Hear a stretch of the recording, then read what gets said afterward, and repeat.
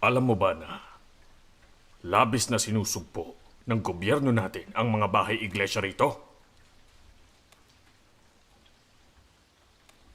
Tapos naglilimbag pa kayo ng mga relihiyosong materyales para ipadala sa mga iglesia.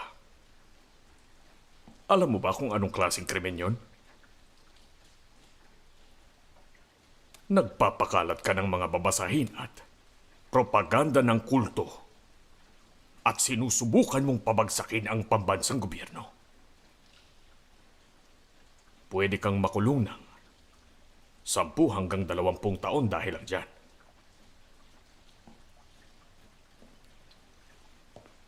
Sabihin mo na sa amin, saan galing ang mga librong ito?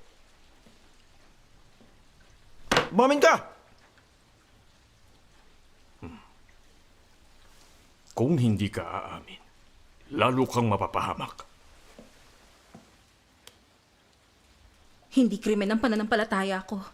Wala akong aaminin. Bang klase ka? Ang hirap mong paaminin sa edad mong yan, ha? Nauto ka na rin nila, ha? Umamin ka! Magsalita ka!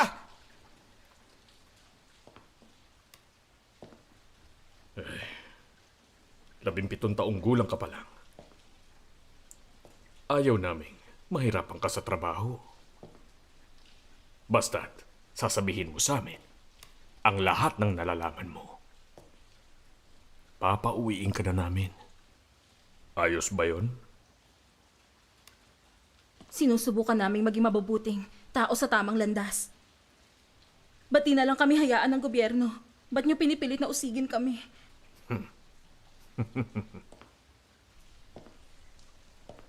Loko-loko rin tong batang to. Ano bang alam mo? Illegal sa China ang anumang tinututulan ng Partido Komunista. Nakuha mo ba? Hindi ka naniniwala sa partido, pero nagpupumilit kang maniwala sa Diyos nyo at nagpapakalat pa kayo ng ebanghelyo nyo kahit saan. Mas marami nang naniniwala sa Diyos at mas kakaunti na ang sumusunod sa partido. Kaya naman, kailangan naming dakpin at ubusin kayong lahat. Iyon ang patakaran ng partido. At yun ang batas nun.